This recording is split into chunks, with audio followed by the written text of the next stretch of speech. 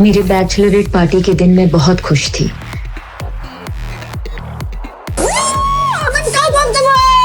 तो एक सेलिब्रेशन तो बनता है बेटा। पर शादी के एक दिन पहले मेरे साथ ऐसा घिनौना हादसा हुआ जिसे बताने में भी मुझे शर्म आती है।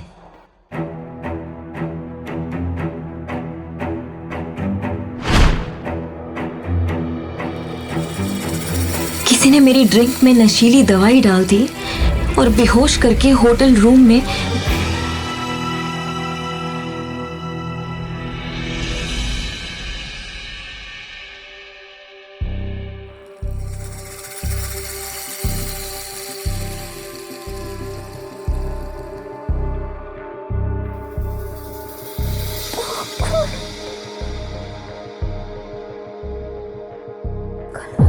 ऋषि के साथ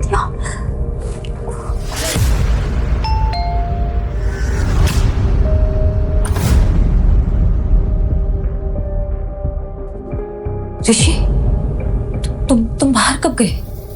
रव्या, तुमने क्या हालत बना रखी है? अच्छा, तुम्हारी बैचलर पार्टी खत्म हो गई होगी।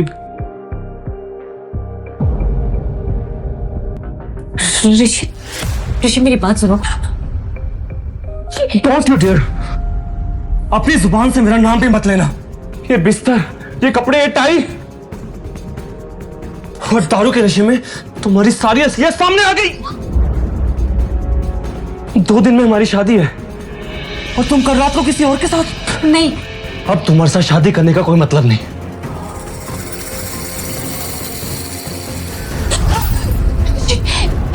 ऋषि मेरी बात सुनो। ऋषि प्लीज मेरी बात सुनो।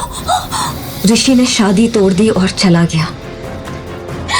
कैसा लगा शादी का तोहफा?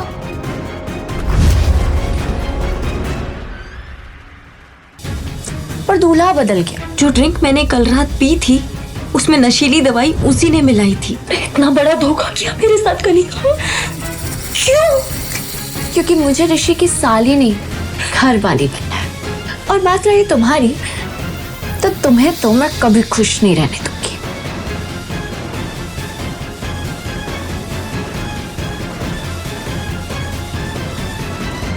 शर्म, मुझे शर्म आती है तुझे अपनी बेटी कहते हुए। पापा, ये सब कुछ कनिका ने किया है। कनिका ने मुझे फंसाया, मैंने कुछ। अभी के अभी निकल जाओ इस घर से। सेना परिवार से तुम्हारा अब कोई रिश्ता नहीं। कनिका ने अपना काम कर दिया था और पापा ने मेरी एक नहीं सुनी।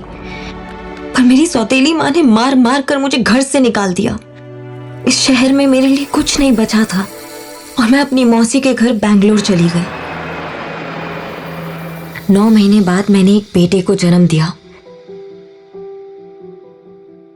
पर मेरी मुश्किलें यहां खत्म नहीं होने वाली थी। मेरे बेटे के पैदा होते ही उस पे हमला हुआ।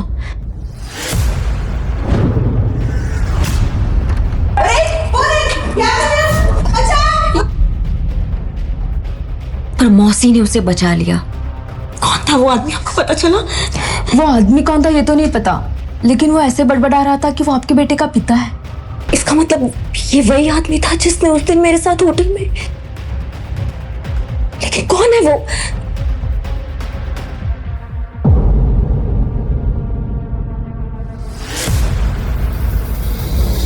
धीरे धीरे समय बीतता गया और मेरा बेटा आरफ मेरी जान बन गया। मैंने उसे ही अपनी दुनिया मानकर फिर से एक नई शुरुआत की। मैं अपने अतीत को भुला चुकी थी और आरफ पर इसका साया भी पड़ने देना नहीं चाहती थी। मैंने एक एंटरटेनमेंट कंपनी में जॉब शुरू कर दी। तभी एक दिन मम्मा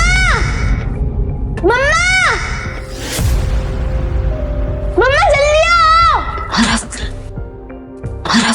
पापा मिल गए। देखो हम दोनों के हाथों में सेम ही निशान है। आरफ, तुम। मैंने उस आदमी का चेहरा देखा और मैं जैसे खोई गई। उसकी आंखों को देखकर ऐसा लग रहा था कि जैसे उसका और मेरा कोई पुराना रिश्ता था। मम्मा यही मेरे पापा है ना? पापा को घर लेके जा रहे हैं। आरफ, ये क्या बोल रहे हो तुम? तुम्हारे पापा नहीं है क्या? हमारे मैनेजर वहां आए और डांटते हुए बोले, आरफ को बाहर लेके जाओ, हमारी कंपनी के सीईओ अविनाश आहूजा। आरफ प्लीज, वो तुम्हारे पापा नहीं है। Hello. Navya, come to my cabin right now. Yes sir, yes sir. God, Aaraf तुम मेरे केबिन में बैठो, मैं आती हूँ। वो तुम्हारा बेटा था? क्या तुमने बोला था उसको ये सब करने के लिए? नो सर, मुझे तो पता भी नहीं था कि आप आने वाले हैं। और सच बताऊं तो मैंने इससे पहले आपको कभी देखा भी नहीं है। देखो, मैं आरव को नाराज नहीं करना चाहता। क्या हम परसों डिनर पर चल सकते हैं?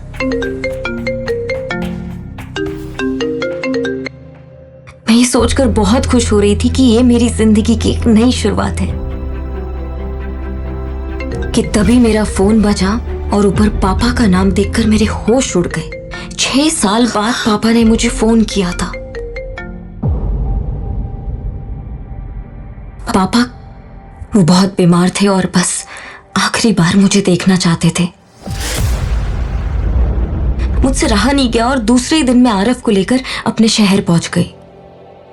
पर वहां जाकर जो हुआ वो देखकर मेरे पैरों तले जमीन ही निकल गई थी। पापा, नव्या,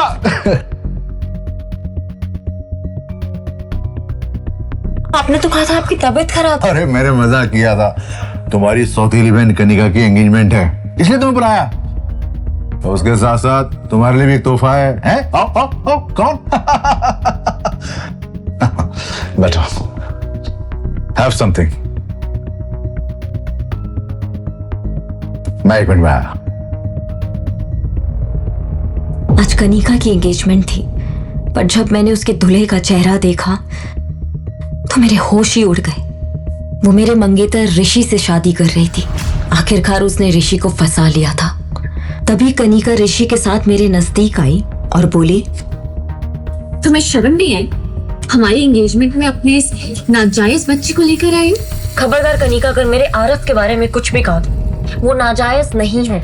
नाजायज नहीं तो किसी राजा महाराजा का खून है। मैंने तुमसे कहा था ना, मुझे उस रात का कुछ याद नहीं है। मुझे नहीं पता उस रात क्या हुआ था। मुझे किसी ने फंसाया था। तुम बोल तो ऐसे रही हो जैसे तुमसे ज्यादा पवित्र लड़की इस पूरी दुनिया में नहीं है। पता है ऋषि, मैंने सुना है कि बैंगलोर में अपना खुद का घर खरीदा है। अब सोचो कितने अमीर लड़के को फंसाया होगा इसने। नव्या, मैं तुम्हारी जिंदगी सुधारने की कोशिश कर रहा हूं और तुम्हारे तेवर है कि कभी नहीं होते। मैंने तुम्हारे रिश्ते की बात की है, तुमसे किसी को मिलवाना है। चलो आओ। मिस्टर अहलूवालिया,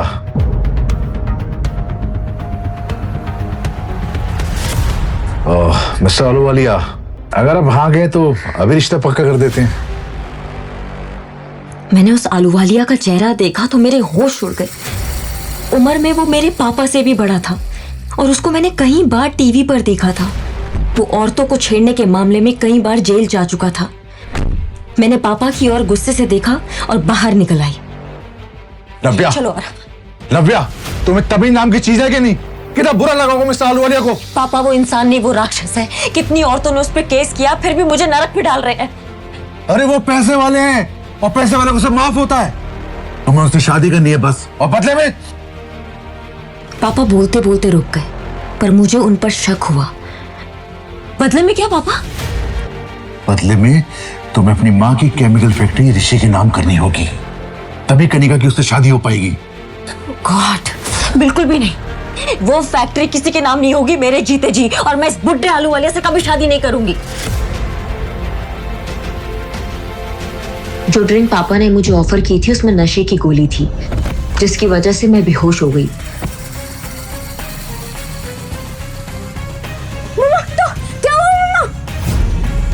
मेरी आंख खुली तो मैं अस्पताल में थी और आरफ मेरे साथ नहीं था। आरफ, आरफ,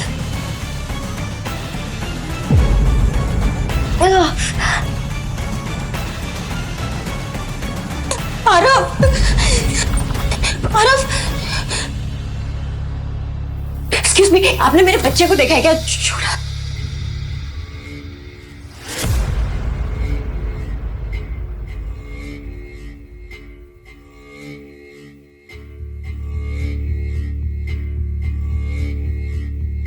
लेटर पढ़कर जैसे मेरी दुनिया ही खत्म हो गई।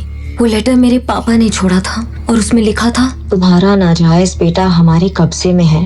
अगर उसकी सलामती चाहती हो तो शादी के पेपर्स पर साइन करके हमारे घर आ जाओ।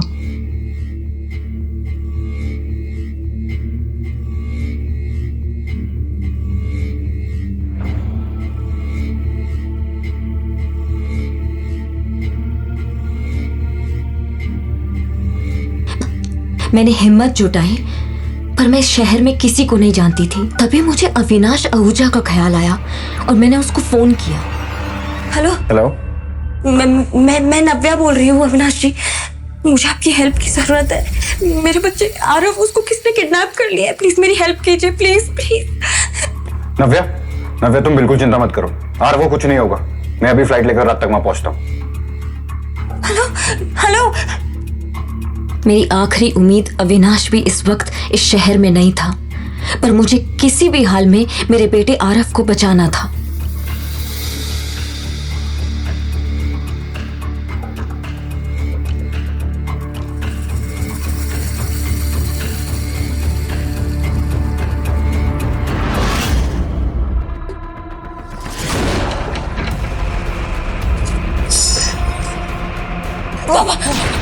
बिल्कुल भी चालाकी मत करना प्लीज। ये तो मेरे बेटे को बचाने के चक्कर में एक बेटी को अपने बाप पे गोली चलानी पड़ेगी। प्लीज पापा, बिल्कुल।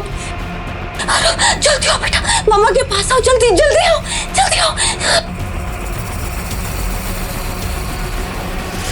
और कितना तड़पाओगी नव्या?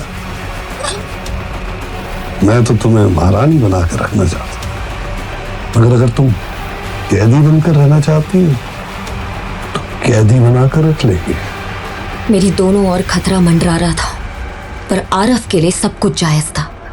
इसलिए मुझे मजबूरन आलूवालिया से शादी करने के लिए मैरिज पेपर्स पर साइन करना पड़ा। अब आरव से मुलाकात होगी। वक्त भी कितना जल्दी बदलता है ना नव्या। 6 साल पहले तुम ऋषि के साथ थी और अब देखो तुम आलूवालिया के साथ। वैसे आलूवालिया की दूसरी बीवी कहाँ गई, किसी को कुछ नहीं पता। तुम जरा बच के रहना ना नव्या। तुम भी जरा बच के रहना करने का, क्योंकि ऋषि तुमसे शादी कर रहा है मेरी प्रॉपर्टी के लिए। कहीं उसको प्रॉपर्टी मिलने के बाद वो तुमको ना छोड़ दे। खबरदार नव्या, अगर ऋषि के खिलाफ एक शब्द भी बोला तो। इसका तुम्हें अपने बच्चे की जान की चिंता नहीं है, इसलिए इतना नाटक कर रही हो? मेरी बात ध्यान से सुन लो, आलू वाले से शादी करने में ही हम सबकी भलाई है। चलो। नहीं पापा, चलो चलो।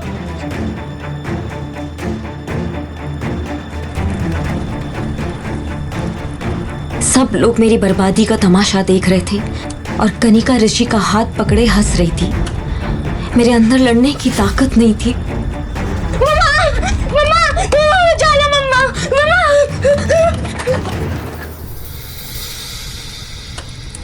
शादी के फेरे लेते हुए बस मुझे आलूवालिया की हवस भरी आंखें दिखाई दे रही थी।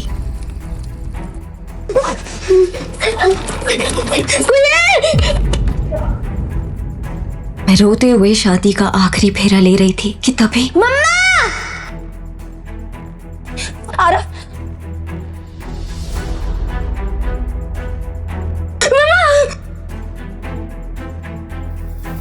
मम्मा!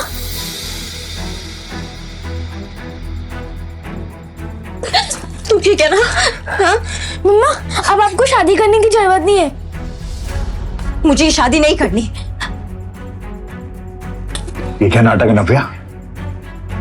तुम्हारे बेटे को तुम जिंदा देखना चाहती हो या नहीं? बहुत हो गया, अब मैं आपसे बिल्कुल नहीं डरने वाली पापा, और मेरे बेटे को कोई छू भी नहीं सकता है। आरव, जल्दी आओ। सब देख रहे हैं नव्या, लोग देख रहे हैं। अभी भी समझ जाओ, उन्हें बहुत भारी पड़ेगा। पहले तो मेरे बच्चे को किडनैप किया, फिर मेरी जबरदस्ती शादी करवा रहे हो, और अब अच्छा बनने का ढोंग कर रहे हो पापा। इतनी बड़ी बेइज्जती। Mister Sinha, the deal is of. Mister Ahluwalia, mister Ahluwalia, mister Ahluwalia.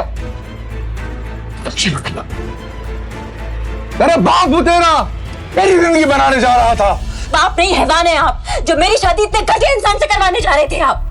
अगर मैं हैवान हूं ना तो तुम मेरी को दूध में धूली नहीं हो। आप ठीक कह रहे पापा, मुझे तो इससे अपनी सौतेली बहन कहते हुए भी शर्म आ रही है। आपने इतना अच्छा रिश्ता ढूंढा था और इसके तेवर तो देखो। तू और तेरा बच्चा मेरे हाथों से बचोगे नहीं। अगर किसी ने उस बच्चे को हाथ भी लगाया तो मुझसे बुरा कोई नहीं होगा।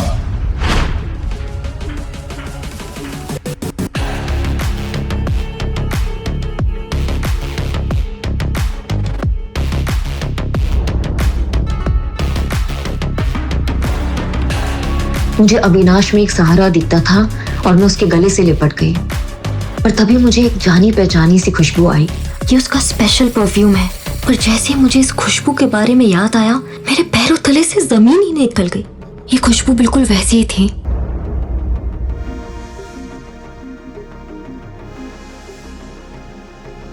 नव्या, क्या तुम मुझसे शादी करोगी अभी इसी वक्त?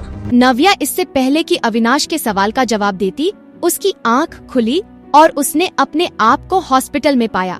ये सब शायद दवाइयों का असर था जो उसे अजीब अजीब से सपने आ रहे थे।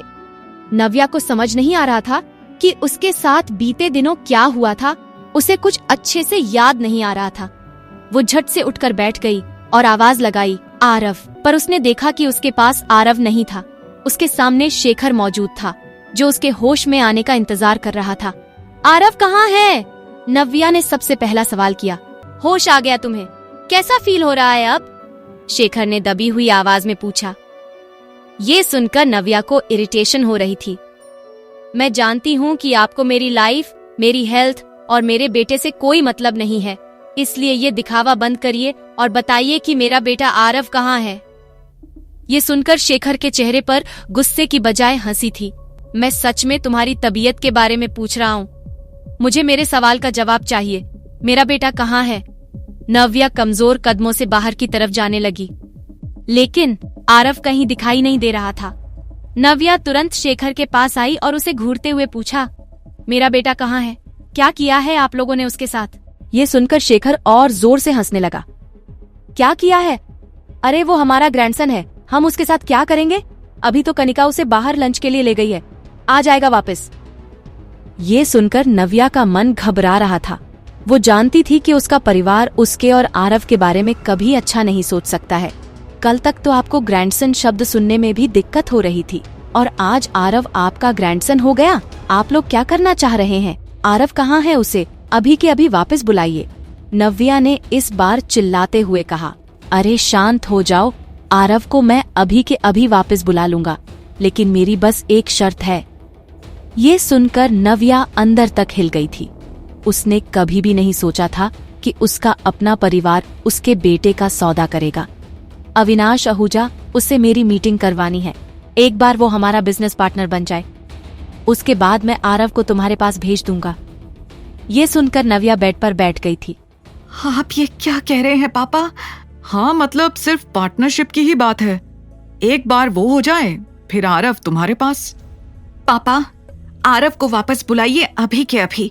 मुझे आपकी कोई शर्त मंजूर नहीं है, ना ही मैं आपकी कोई बात मानने वाली हूँ।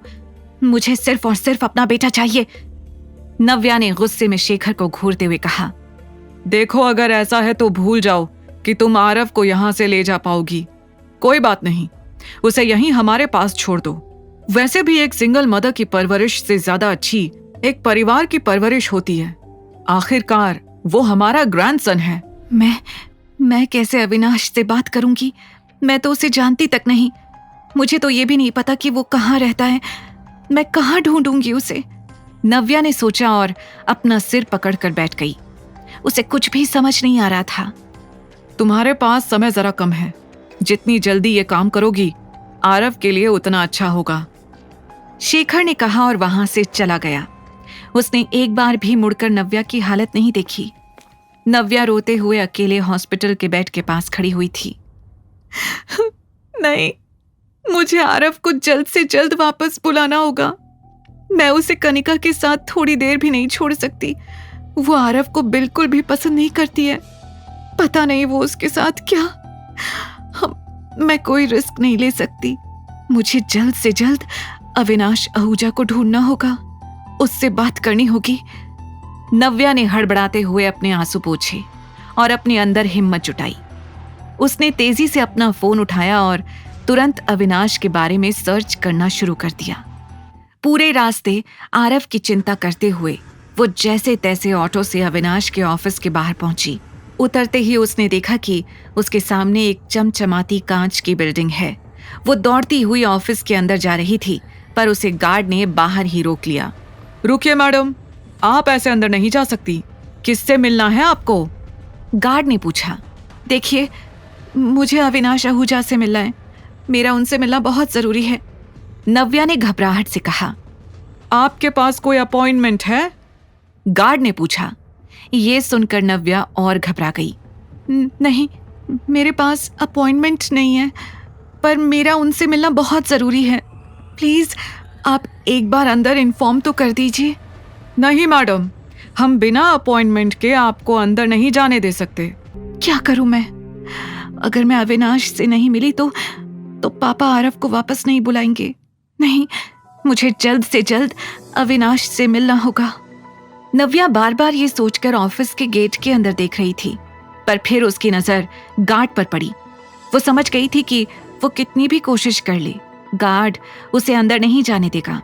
नव्या खड़ी तो बाहर थी, लेकिन उसकी नजर गेट के अंदर थी। वो झांक झांक कर ऑफिस के अंदर देख रही थी, लेकिन उसे अविनाश की झलक तक नजर नहीं आ रही थी। मैं अविनाश से बिना मिले यहां से नहीं जाऊंगी, यहीं बाहर बैठकर उसका वेट कर लेती हूँ, नव्या ने खुद से कहा, और मेन गेट के बाहर लगी बेंच पर वो चुपचाप बैठ गई। जैसे ही नव्या ने एक और बार पीछे मुड़कर ऑफिस की ओर देखा, उसे दिखाई दिया कि अविनाश तेजी से कार का दरवाजा खोलकर उसके अंदर बैठ रहा था। लगता है अविनाश कहीं जा रहा है, मुझे उससे मिलना है, कहते हुए नव्या कार के पास जाने लगी। लेकिन उसके पहुंचने से पहले ही कार वहां से निकल गई। नव्या ने देखा कि अविनाश कार के अंदर फोन पर बात करने में बिजी था, इसलिए उसका ध्यान नव्या पर गया ही नहीं। अविनाश, अविनाश रुको, प्लीज स्टॉप, कहते हुए नव्या कार के पीछे भागी, लेकिन उसके भारी गले की आवाज अविनाश तक नहीं पहुंची। तभी नव्या ने कुछ सोचा और तेजी से दौड़ते हुए आगे आने लगी। जैसे ही कार राइट टर्न लेकर वहां से निकलने वाली थी, नव्या दौड़ते हुए अचानक कार के सामने आकर खड़ी हो गई। कार नव्या से 4 इंच की दूरी पर रुक गई। What the hell? ये लड़की, शशांक ने कहा और गुस्से में गाड़ी से उतर के नव्या के पास आया। आपको हम लोगों से कोई प्रॉब्लम है क्या? आप इस तरह से हमारी गाड़ी के नीचे क्यों आना चाहती थी? देखिए, मुझे मिस्टर आहूजा से मिलना है अभी। ये सुनकर शशांक हैरान रह गया। उसे समझ नहीं आ रहा था कि इतनी सारी हरकतें करने के बाद नव्या फिर से अविनाश से मिलना चाहती थी। शशांक ने पलटकर कार की ओर देखा। सर की अभी एक इंपॉर्टेंट मीटिंग चल रही है, मुझे नहीं लगता वो आपसे अभी मिल पाएंगे, शशांक ने कहा। देखिए, आप समझ नहीं रहे हैं, मेरा उनसे मिलना बहुत जरूरी है, नव्या ने घबरा कर कहा। उसकी सांसें फूल रही थी और माथे से पसीना टपक रहा था। उसकी हालत देखकर शशांक भी सोच में पड़ गया। लेट मी सी, कहकर शशांक कार के पास गया। थैंक यू सो मच, नव्या ने खुशी से कहा। उसे शशांक की हाँ के साथ आरव के वापस मिलने की उम्मीद मिल गई थी। शशांक कार के पास गया और अविनाश के पास वाली विंडो को नॉक किया। जैसे ही अविनाश ने खिड़की नीचे की, शशांक ने नव्या की ओर इशारा करते हुए कहा, सर, वो लेडी आपसे मिलना चाहती है। अविनाश ने अपना सिर टेढ़ा करके शशांक के पीछे देखा तो वहां पर नव्या खड़ी थी। ये फिर से, उसके मुंह से निकला। अविनाश ने अपना सिर नीचे किया और अपनी घड़ी की ओर देखकर कहा, क्लाइंट हमारा वेट कर रहे होंगे, अभी ये मीटिंग इंपॉर्टेंट है। कुछ सेकंड्स सोचने के बाद उसने अपनी कड़क आवाज में शशांक से कहा, उससे कह दो मैं नहीं मिल पाऊंगा अभी, आई एम बिजी। नहीं, अगर वो मेरी हेल्प नहीं करेगा तो मैं आरव को वापस कैसे बुलाऊंगी? Mister Ahuja, please listen to me, Navya ने जोर से चिल्लाते हुए कहा। पर उसके सामने से अविनाश की कार फिर से गुजरने लग गई। इस बार नव्या फिर से गाड़ी के सामने आ गई। वो पीछे की तरफ जा रही थी और कार उसकी तरफ, लेकिन ना शशांक रुक रहा था और ना ही नव्या गाड़ी के सामने से हट रही थी। Mister Ahuja, please, I will take only 5 minutes. It's urgent. Please listen to me. एक बार मुझसे मिल लीजिए. सर, क्या करना है? ऐसा लग रहा है जैसे सच में कुछ बहुत अर्जेंट मैटर है. शशांक ने कुछ सोचते हुए कहा. अविनाश ने अपना सर उठाया और फिर एक बार नव्या को सर से पैर तक ध्यान से देखा. उसकी कमजोरी और परेशानी उसके चेहरे से झलक रही थी. रोक दो गाड़ी, अविनाश ने भारी आवाज में कहा. ये सुनते ही शशांक ने तेजी से ब्रेक लगा दी. जैसे ही कार रुकी, नव्या की उम्मीद फिर से जाग गई. मुझे आपकी मदद चाहिए. मेरा बेटा Aarav, he is in danger. क्या हुआ है? अविनाश ने पूछा. आरव, उसे मेरे पापा ने कहीं छुपा लिया है. मैं नहीं जानती वो कहाँ है.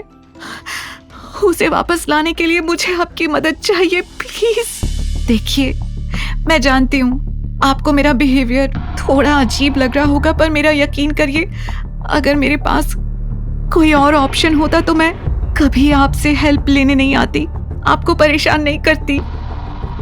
नव्या की घबराहट, बेचैनी उसके एक एक शब्द से झलक रही थी. अविनाश एकटक नव्या को देख रहा था. आई कांट बिलीव तुम मेरे पास हेल्प के लिए आई हो, अविनाश ने नव्या को चिढ़ाते हुए कहा. देखिए, ये मजाक का वक्त नहीं है. मुझे सच में आपकी हेल्प चाहिए. मैं 3 घंटे से आपका यहाँ वेट कर रही हूँ. आपको क्या लग रहा है मैं यहाँ टाइम पास करने के लिए आई हूँ? नव्या अब इतनी घबराई हुई थी कि उसे पता ही नहीं चला कि उसकी आवाज कब तेज हो गई. अविनाश चुपचाप उसे सुन रहा था. नव्या ने तुरंत अपने अंदर उबलता हुआ गुस्सा शांत किया और एक गहरी सांस लेते हुए कहा. सॉरी, देखिए मैं बहुत परेशान हूँ. आप प्लीज मेरी हेल्प कर दीजिए. बदले में आपको जो भी चाहिए मैं देने को तैयार हूँ. Anything you want. उसने नव्या को चिढ़ाते हुए कहा. Anything I want. नव्या ने अपनी आंखें बंद की और अपने आप को अविनाश से पीछे कर लिया. उसे एक पल में एहसास हो गया जैसे उसने यहाँ पर आकर बहुत बड़ी गलती कर दी थी. सॉरी, पता नहीं क्यों मुझे ऐसा लगा जैसे आप मेरी सिचुएशन समझेंगे, मेरे बेटे को बचाने में मेरी हेल्प करेंगे, पर आपने मुझे बता दिया कि मैं कितना गलत सोच रही थी. माफ करना, मुझे यहाँ आना ही नहीं चाहिए था. आपने मुझे अपने कीमती 5 मिनट दिए, उसके लिए थैंक यू. भारी गले से इतना सब कुछ कहकर नव्या गाड़ी से उतर गई. क्या है इस लड़की में जो... एनीवेज, शशांक, लेट्स मूव. उसके इतना कहते ही शशांक ने गाड़ी स्टार्ट की और इस बार नव्या के सामने से वो लोग वहां से निकल गए. नव्या अब बिल्कुल अकेली थी. उसके पास मदद करने के लिए कोई भी नहीं था. अपने बेटे को बचाने के लिए मैं किसी और का इंतजार नहीं कर सकती. अब मुझे ही कुछ करना होगा. कुछ देर तक वो वहीं खड़ी होकर सोचती रही कि उसे कहाँ जाना चाहिए. फिर उसके दिमाग में एक आइडिया आया. पापा ने अगर आरव को छुपाया है तो हो सकता है कि आरव उनके घर में ही कहीं हो सकता है कि उसे किसी कमरे में छुपाया हो. मुझे सबसे पहले आरव की तलाश वहीं से शुरू करनी चाहिए. ये सोचकर नव्या ने तुरंत वहां से गुजरता हुआ एक ऑटो किया और उसमें तेजी से बैठ गई. वो ऑटो सीधा सिन्हा पैराडाइज के सामने जाकर रुका. मैं मेन गेट से तो अंदर नहीं जा सकती, नव्या ने सोचा. फिर उसे वो रास्ता याद आया जिससे वो बचपन में कई बार जाया करती थी. ये सोचकर नव्या बाहर खड़े गार्ड से छुपते छुपाते पैराडाइज के पीछे वाले दरवाजे पर पहुंच गई. उसने पीछे वाले बगीचे से दबे पांव सिन्हा पैराडाइज के अंदर कदम रखा. लगता है कोई आ रहा है. किसी ने मुझे यहाँ देख लिया तो आरव के लिए मुसीबत हो जाएगी. सोचते हुए नव्या ने खुद को एक पेड़ के पीछे छुपा लिया. डर के कारण उसकी सांसें तेज थीं और तभी उसे कनिका की आवाज आई. I am so tired baby. तो आओ थोड़ा रेस्ट कर लो, ऋषि ने बड़े ही पोलाइट अंदाज में कहा. नव्या पेड़ के पीछे से छुपकर ऋषि और कनिका की बातें सुन रही थी. गुस्से से उसकी मुट्ठियां बंध गई थी. जो बातें आज ऋषि कनिका के साथ कर रहा था, ठीक वैसी ही बातें वो 6 साल पहले नव्या से किया करता था. ये सोचकर ही नव्या को इरिटेशन हो रही थी. उसे वो पल याद आ रहा था जब वो अपने प्यार की भीख मांग रही थी और ऋषि ने उस पर दिन का भर भी भरोसा नहीं किया. और वैसे भी रेस्ट करने का टाइम कहाँ है? डैड ने उस तूफानी बच्चे की जिम्मेदारी जो दे रखी है वो वहाँ होटल में है। अगर वहाँ कोई भी प्रॉब्लम हुई तो पापा मुझे छोड़ेंगे नहीं। कनिका के मुंह से ये सुनकर अचानक नव्या अपने ख्यालों से बाहर आई। आरव के बारे में सुनते ही उसके कान खड़े हो गए थे। होटल में? किस होटल में? अगर कनिका यहाँ है तो आरव वहाँ किसके साथ है? नव्या के मन में ढेरों सवाल घूम रहे थे। नव्या अपने पापा से मिलने जरूर आई थी, पर उसे ये एहसास हो गया था कि अब उसे इस परिवार से दूर ही रहना चाहिए। ऋषि ने नव्या से उस रात के बारे में बात करनी शुरू कर दी, जिसके बाद नव्या गुस्से में सच कहने वाली थी। बोलो, क्या कहना चाहती हो तुम? तुम्हारे साथ गलत हुआ मतलब? क्या हुआ था उस रात? ऋषि ने बड़ी क्यूरियोसिटी से पूछा। उसकी आवाज और हाव भाव में एक अलग सी बेचैनी दिखाई और सुनाई दे रही थी। इससे पहले कि नव्या कुछ और कहती, पीछे से कनिका की रोमांटिक सी आवाज आई। बेबी, तुम वहां क्या कर रहे हो? ये आवाज सुनते ही नव्या ने खुद को सच बताने से रोक लिया। कनिका का चेहरा देखकर नव्या को याद आ गया कि कैसे उसने ये सब कुछ ऋषि को हासिल करने के लिए किया था। कनिका ने आते ही ऋषि की बाहों में बाहें डाल ली और नव्या की ओर देखकर मुस्कुराने लगी। उसने एक ही पल में नव्या को ये एहसास दिला दिया था कि वो चाहे तो भी ऋषि को सच नहीं बता सकती। बिल्कुल सही वक्त पर आई हो कनिका, हमेशा की तरह, नव्या ने कनिका को टॉन्ट करते हुए कहा।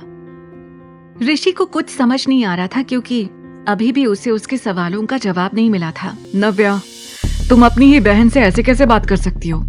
हाँ, वो आई है सही वक्त पर। जब तुम नहीं थी तब वो थी मेरे साथ। तुमने जो तोड़ दिया था ना, उसे जोड़ा है कनिका ने। तुम्हें थैंक्स कहना चाहिए उसे। Thanks? Why not? Thank you Kanika, Navya ने टॉन्ट में हंसते हुए कहा। मुझे नहीं लगता कि अब तुम्हें मुझसे कोई भी सवाल करने चाहिए। तुम दोनों की सगाई होने वाली है ना। You guys enjoy please and just leave me alone. इतना कहकर नव्या गुस्से में वहां से निकल गई। देखा इसका एटीट्यूड। खैर छोड़ो हनी, हमें भी अपनी एंगेजमेंट पर ध्यान देना चाहिए। वैसे भी दीदी की चिंता करने के लिए डैड हैं। उन्होंने दीदी के बारे में कुछ सोच रखा है। ये कहकर कनिका धीरे से मुस्कुराने लगी। उधर नव्या कैब में बैठकर वापस दादी के घर के लिए निकल गई थी। उसे रह रहकर अपने पापा की बातें याद आ रही थी। नानू नहीं चाहते कि मैं पार्टी में आऊं? आरव ने उदास चेहरे के साथ नव्या को देखते हुए पूछा। उसकी उम्र भले ही कम थी, लेकिन उसे ये तो समझ आ ही गया था कि उसे यहाँ पर दादी के अलावा और कोई भी पसंद नहीं कर रहा था। उसकी ये फीलिंग देखकर नव्या के दिल के टुकड़े हो गए थे। उसने तुरंत आरव को साइड हग किया और प्यार से कहा, मेरा बच्चा, मम्मा आपके बिना किसी पार्टी में जा सकती है क्या? नानू थोड़े गुस्से में थे, इसलिए उन्होंने ऐसा बोल दिया, पर आपको डरने की जरूरत नहीं है। मम्मा जहां भी जाएगी आपको लेकर ही जाएगी। नव्या ने आरव को बहला तो दिया था, लेकिन उसके मन में अभी भी उथल पुथल मची हुई थी। एक तरफ उसे अपने परिवार की नफरत झेलनी थी, तो वहीं दूसरी तरफ उसे आरव के कोमल मन का ध्यान भी रखना था। आई विश ये 2 दिन शांति से बीत जाए और इस एंगेजमेंट के बाद मैं आरव को लेकर वापस अपनी दुनिया में चली जाऊं, नव्या ने मन में कहा। वो बस इन दिनों के कटने का इंतजार कर रही थी। उसे नहीं पता था कि उसके परिवार ने उसे यहाँ इतनी आसानी से वापस जाने के लिए नहीं बुलाया था। उसे तो भनक भी नहीं थी कि शेखर ने उसके लिए क्या सोच रखा था। नव्या अपनी दादी के घर आराम से रह रही थी और देखते देखते पलक झपकते कब 2 दिन निकल गए उसे पता भी नहीं चला। आज एंगेजमेंट पार्टी थी। शहर के सबसे बड़े 5 star hotel the rising star में ऋषि शेखावत और कनिका सिन्हा की सगाई होने वाली थी। इस होटल का नाम ही ये बताने के लिए काफी था कि शेखावत और सिन्हा बिजनेस वर्ल्ड में किस ओहदे पर थे। यही नहीं, इस पार्टी में देश के जाने माने लोग और बड़े बड़े बिजनेसमैन भी शरीक होने वाले थे, जिनमें से एक थे मिस्टर अहलूवालिया। उनकी उम्र 45 साल थी, इसलिए बिजनेस में उनके इतने सालों के एक्सपीरियंस से हर कोई प्रभावित था। तैयार होने के बाद शेखर ने सबसे पहले ऋषि को अपने कमरे में बुलाया। शेखर अंकल, आपने बुलाया मुझे? ऋषि ने दरवाजे पर नॉक करते हुए कहा। यस, अंदर आओ। और ये अभी तक अंकल अंकल क्या लगा रखा है? Call me dad. शेखर ने मुस्कुराकर कहा। यह सुनकर ऋषि को जरा संकोच जरूर हो रहा था, पर फिर भी उसने हाँ में अपने सिर को हिला दिया। ऋषि, आज का दिन मेरे लिए बहुत इंपॉर्टेंट है।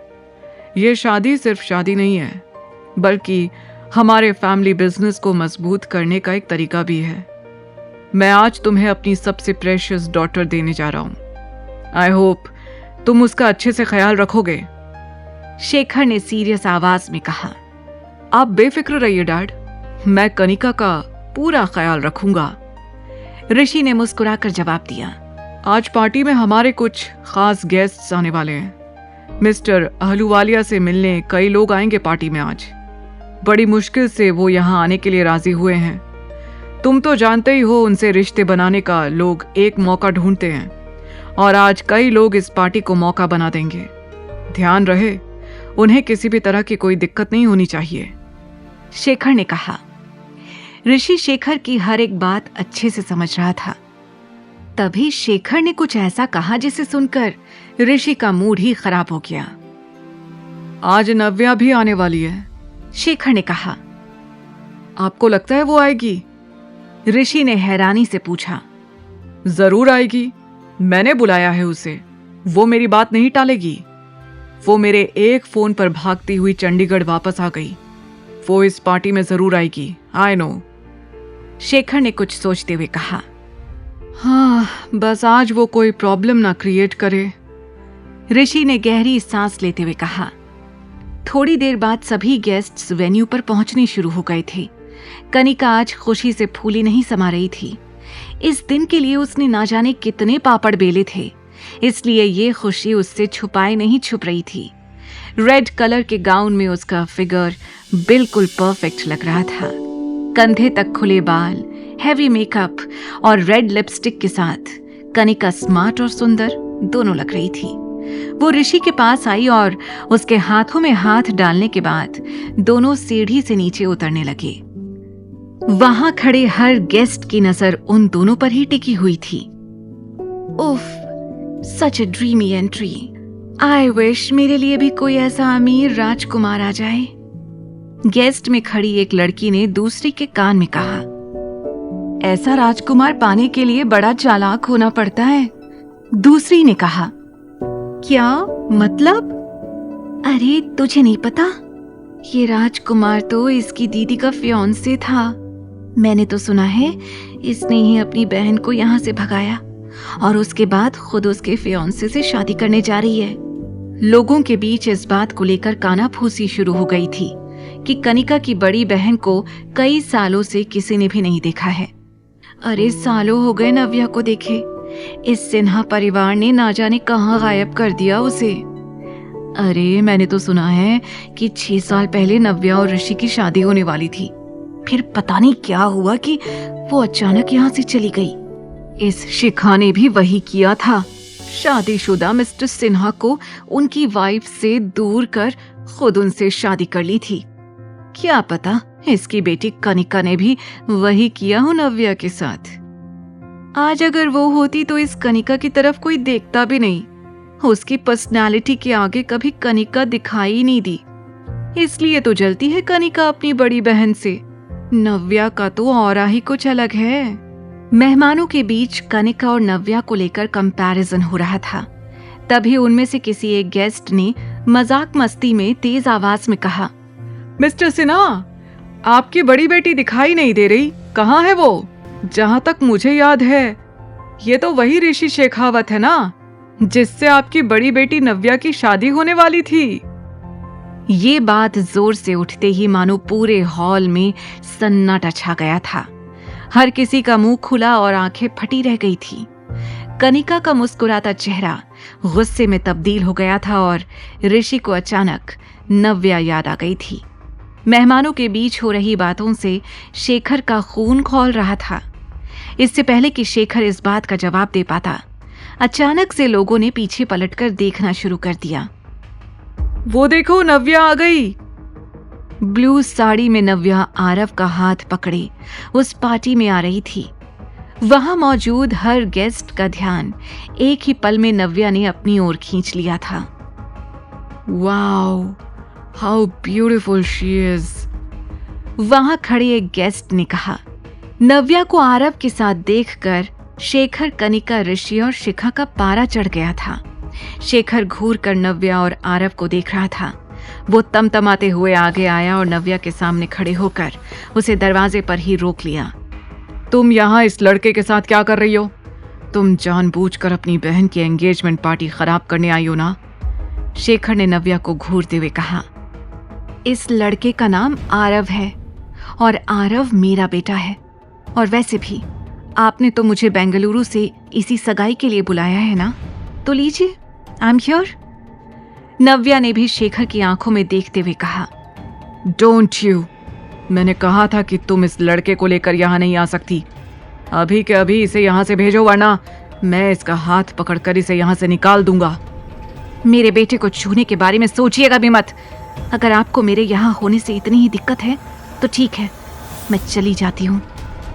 इतना कहकर नव्या वहां से जाने के लिए मुड़ गई, पर तभी पीछे से कनिका की घबराई हुई आवाज आई, दीदी स्टॉप। वो दौड़ते हुए नव्या के पास आई और दिखावटी फिक्र के साथ बोली, तुम भी ना दीदी, डैड गुस्से में है। 2-4 शब्द ज्यादा कह भी दिए तो क्या तुम सच में यहाँ से चली जाओगी? नव्या को उसके एक्सप्रेशंस के साथ साथ उसकी एक एक बात भी फेक लग रही थी। तुम्हें देखकर डैड को सब कुछ याद आ जाता है। तुम जानती नहीं हो 6 साल पहले उन्होंने क्या कुछ सहा है, इसलिए वो फिर से कोई प्रॉब्लम नहीं चाहते। Please try and understand. Please अब गुस्सा छोड़ दो। आज मेरी एंगेजमेंट है and I need your blessings. Kanika ने ऋषि का हाथ पकड़ते हुए कहा। उसका चेहरा देखकर नव्या समझ गई थी कि वो क्या साबित करना चाहती थी। ऋषि को आज ऑफिशियली अपना बनाकर कनिका एक बार फिर नव्या को हारता हुआ देखना चाहती थी, इसलिए वो किसी भी तरह से उसे एंगेजमेंट तक रोक रही थी। नव्या चुपचाप कनिका का ये तमाशा देख रही थी। डैड, अब प्लीज आप ही कुछ कहिए ना दीदी से। दीदी आपके रोकने पर ही रुकेगी। मेरी बातों का तो कुछ खास असर हो ही नहीं रहा। कनिका ने मुस्कुराकर कहा। शेखर गुस्से में आरव की तरफ देख रहा था। पार्टी में खड़े लोगों की बातें उसके कानों में गूंज रही थी। फिर अचानक उसका ध्यान मिस्टर अहलूवालिया पर गया। उसने अपने दिमाग को ठंडा किया और कुछ सोचने लगा। उसने नव्या से कहा, ठीक है, तुम रुक सकती हो, लेकिन एक किनारे पर चुपचाप खड़ी हो जाओ। मैं नहीं चाहता तुम्हारा ये बेटा आरव हर जगह घूमे और लोग इसे देखकर 10 सवाल करें। क्या नव्या मान लेगी शेखर की बात? क्या चल रहा था शेखर के दिमाग में? क्या नया मोड़ लाएगी ये पार्टी नव्या की जिंदगी में? ये सब जो अभी हुआ था वो नव्या के ख्यालों की गुत्थी थी। उसे अच्छे से याद था कि किस तरह उसके पिता ने उसके साथ एंगेजमेंट पार्टी में ज्यादती करी थी, किस तरह उन्होंने आरव के खिलाफ बुरे शब्दों का प्रयोग किया था, और आज वही आरव को किसी होटल में छुपाए हुए थे। आरव का नाम सुनते ही ऋषि के तन बदन में मानो आग सी लग जाती थी। उसे एक ही झटके में नव्या का दिया धोखा याद आ जाता था। I just hate that kid, Rishi ने दांत पीसते हुए चिढ़कर कहा। पर इस वक्त वो हमारी फैमिली के लिए इम्पोर्टेंट है, इसीलिए न चाहते हुए भी मुझे उसका ध्यान रखना पड़ेगा। डैड का ऑर्डर है। डोंट टेक स्ट्रेस, मैं भी तुम्हारे साथ चलता हूँ। कुछ सोचकर ऋषि ने कहा, सच तुम चलोगे मेरे साथ? That would be a huge help, Kanika ने कहा और ऋषि को हक कर लिया। इसके बाद दोनों होटल जाने के लिए घर से बाहर निकलने लगे। आरव तक पहुंचने का यही सही मौका है, मुझे जल्द से जल्द इनका पीछा करना होगा, नव्या ने खुद से कहा, और उन दोनों के निकलते ही खुद भी पीछे से बाहर निकलकर आगे वाले गेट पर पहुंच गई। उसने छुपकर कनिका और ऋषि को कार से निकलते हुए देखा और उनके जाते ही तुरंत उसने एक ऑटो कर लिया। कुछ देर बाद उसने देखा ऋषि की कार होटल गैलेक्सी के सामने रुकी। कुछ दूरी पर ही नव्या ने ओमेटो रुकवा दी और वहीं पर उतर गई। वो किसी भी तरह का रिस्क नहीं लेना चाहती थी। आखिरकार बात आरव की थी। उसने उत्तर के देखा तो सामने एक आलीशान होटल था। नव्या ने उनके पीछे जाने की कोशिश की। वहां के स्टाफ मेंबर ने उसे रोक लिया। Excuse me mom, can I see your membership card? Staff member ने पूछा। सॉरी, मेरे पास कोई कार्ड नहीं है। उसकी नजर अभी भी ऋषि और कनिका पर थी। Then I am sorry mom, हम बिना मेंबरशिप कार्ड के आपको अंदर जाने नहीं दे सकते हैं, स्टाफ मेंबर ने फॉर्मल तरह से कहा। इसी होटल के 5वें फ्लोर पर एक प्रेसिडेंशियल स्वीट था जहां सिर्फ अमीर आकर ठहरते थे। आज इस कमरे में अविनाश अपने डैड रतन आहूजा और मॉम शिरीन आहूजा के साथ डिनर करने के लिए आया था। शिरीन और रतन कुछ समय से बिजनेस के सिलसिले में लंदन थे।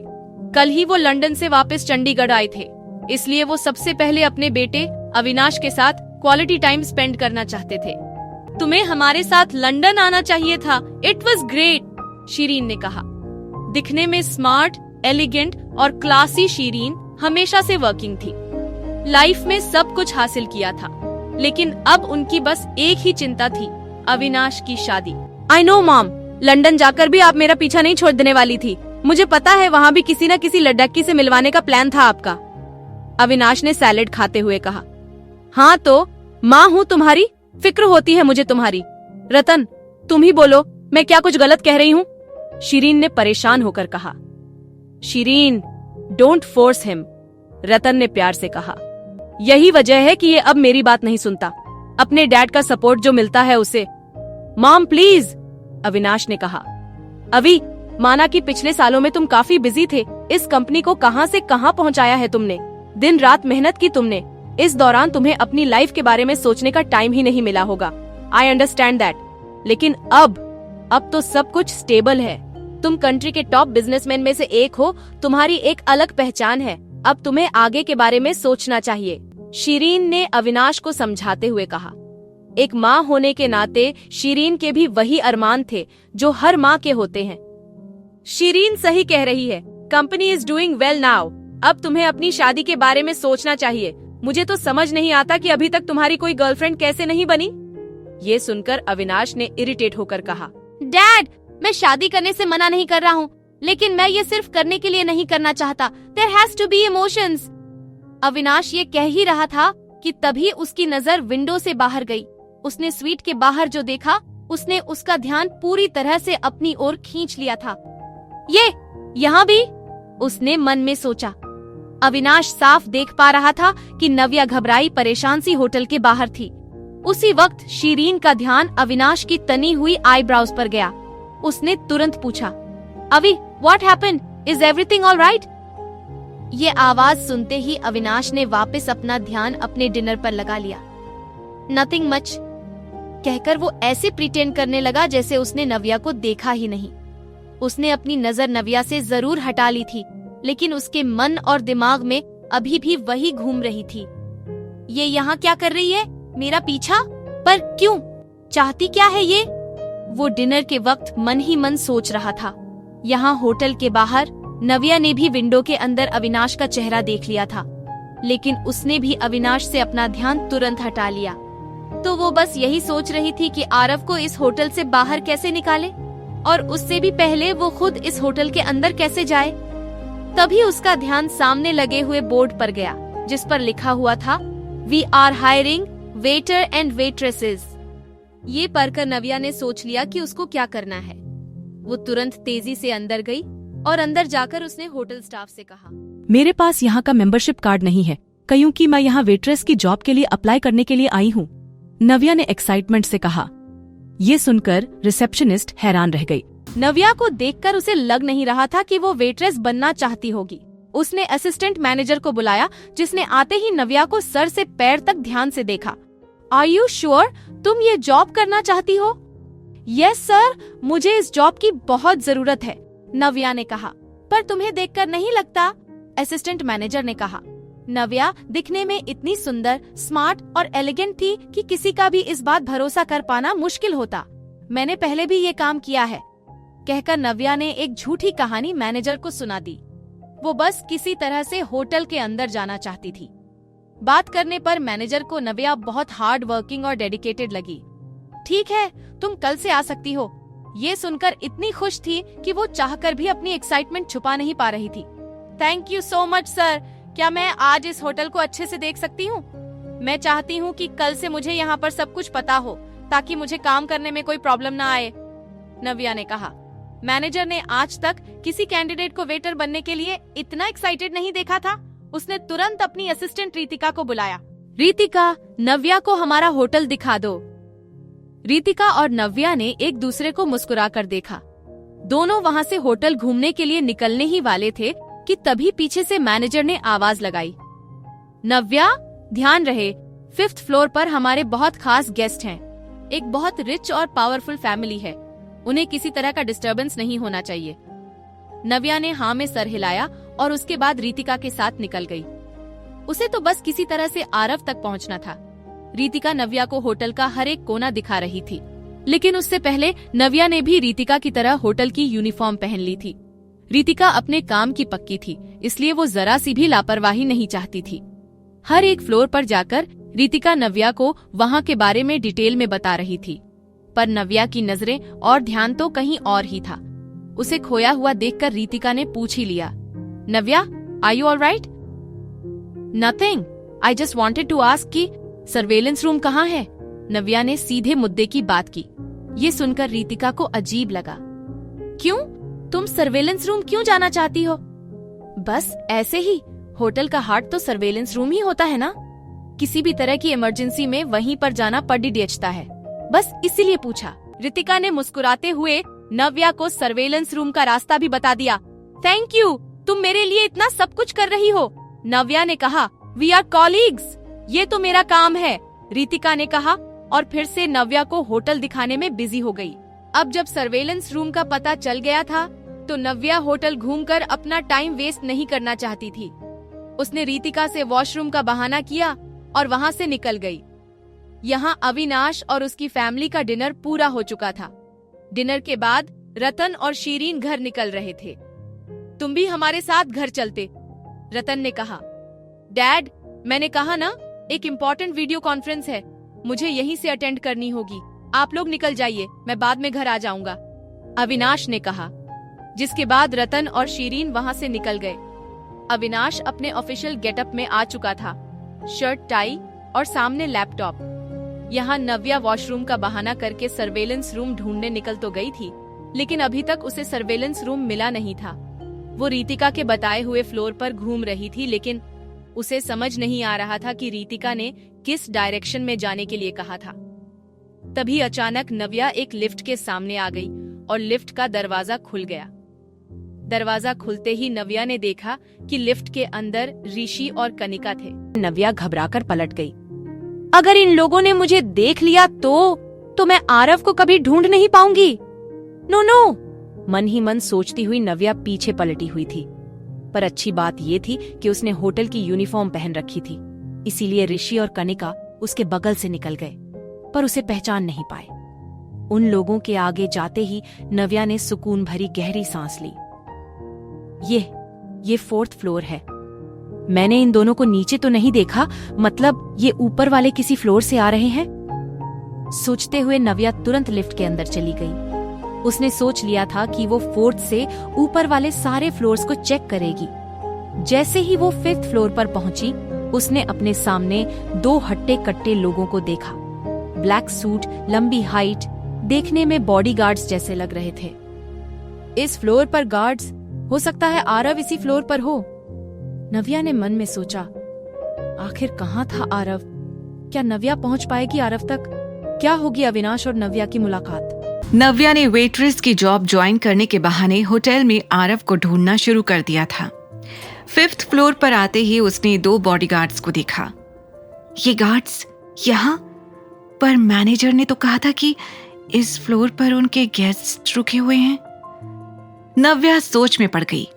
उसे याद आ रहा था कि मैनेजर ने उसे इस फ्लोर से दूर रहने के लिए कहा था, लेकिन वो छुपकर अभी भी गार्ड्स को देख रही थी।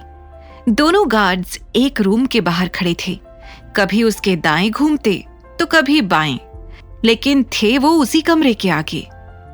कुछ तो है इस कमरे में, पर क्या? कहीं आरव इसी रूम में तो नहीं? नव्या के दिमाग में आया। अभी वो आरव को ढूंढने का एक भी मौका हाथ से नहीं जाने देना चाहती थी।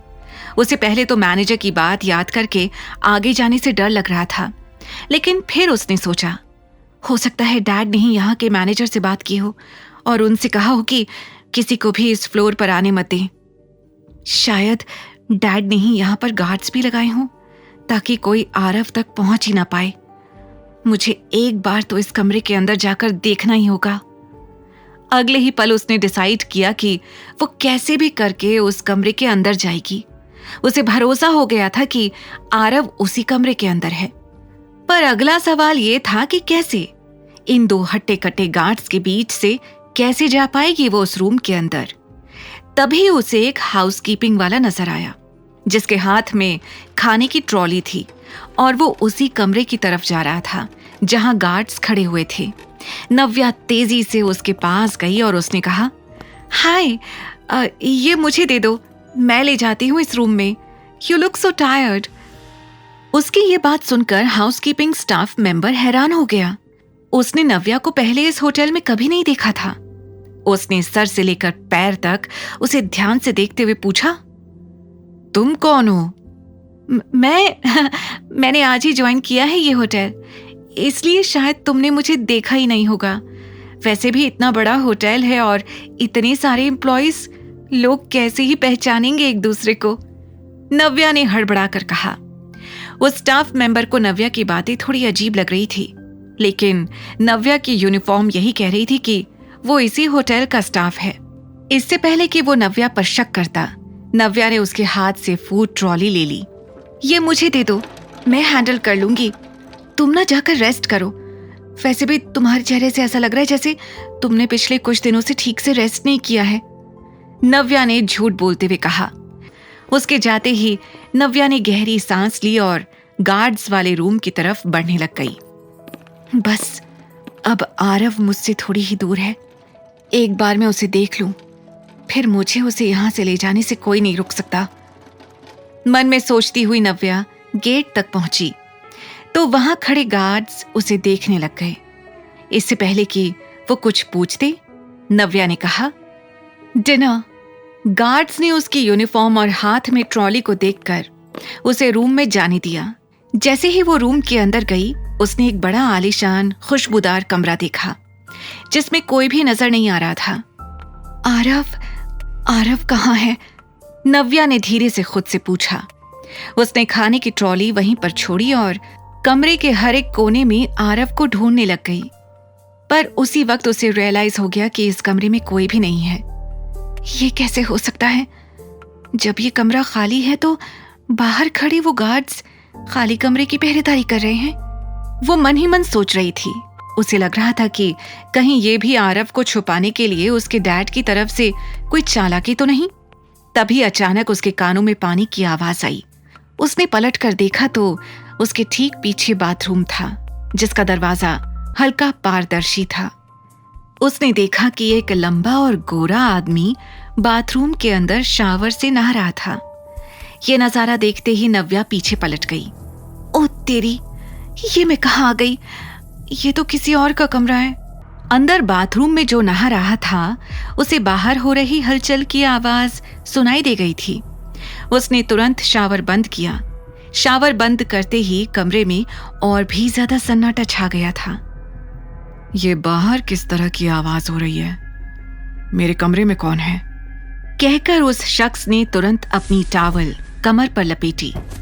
यह नव्या तेजी से उठकर खड़ी हो गई थी और फिर से कमरे से बाहर भाग रही थी, लेकिन जल्दबाजी में एक बार फिर उसका पैर फिसल गया और वो दरवाजे से भिड़ गई। इस बार उसने खुद को गिरने से बचा लिया, लेकिन उसके पैर में चोट आ गई थी। मुझे निकलना होगा जल्द से जल्द।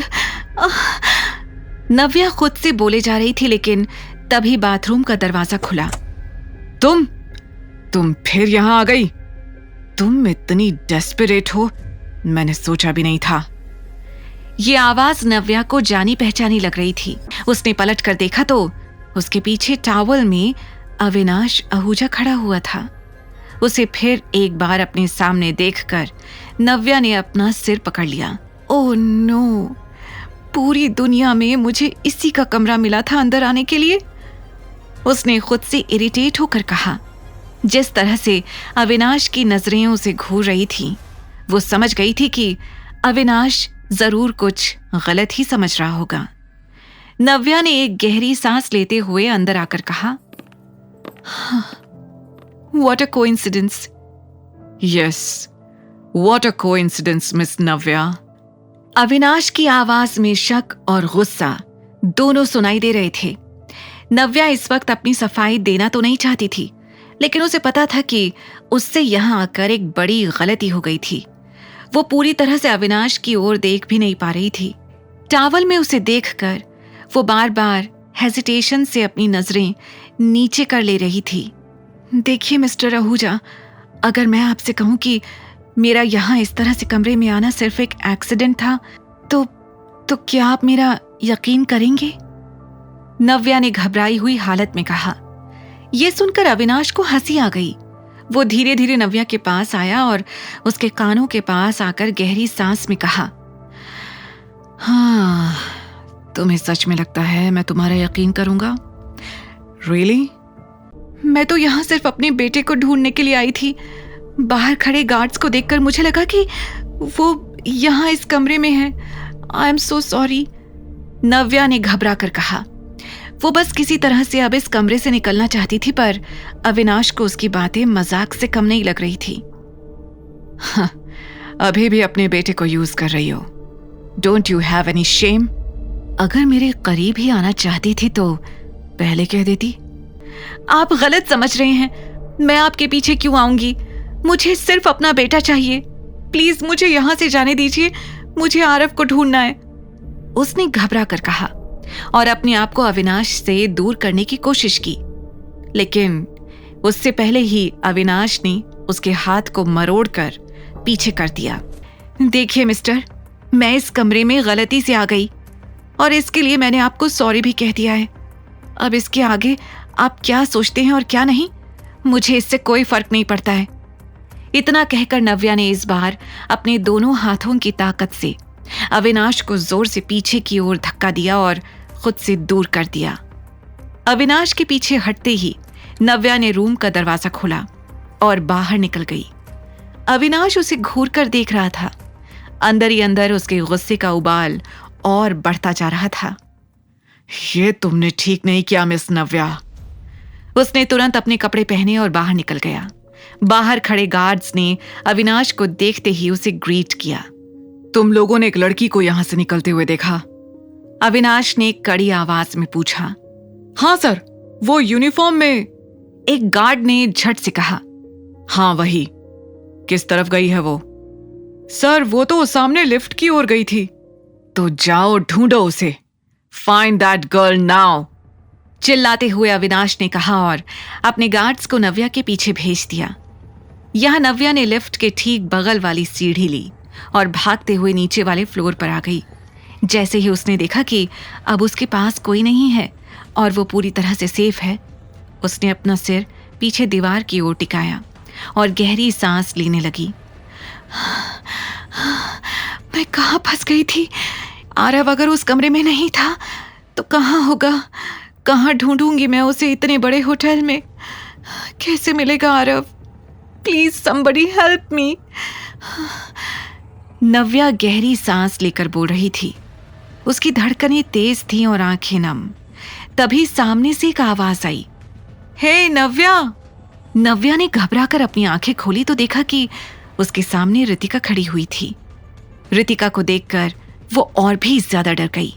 उसे समझ नहीं आ रहा था कि वो उसके सवालों का क्या जवाब देगी। आगे की कहानी जानने के लिए देखिए अगला एपिसोड सिर्फ पॉकेट FM के YouTube चैनल पर, और द रिटर्न के सारे एपिसोड्स को सुनने के लिए डिस्क्रिप्शन में दी लिंक से डाउनलोड करें पॉकेट FM ऐप।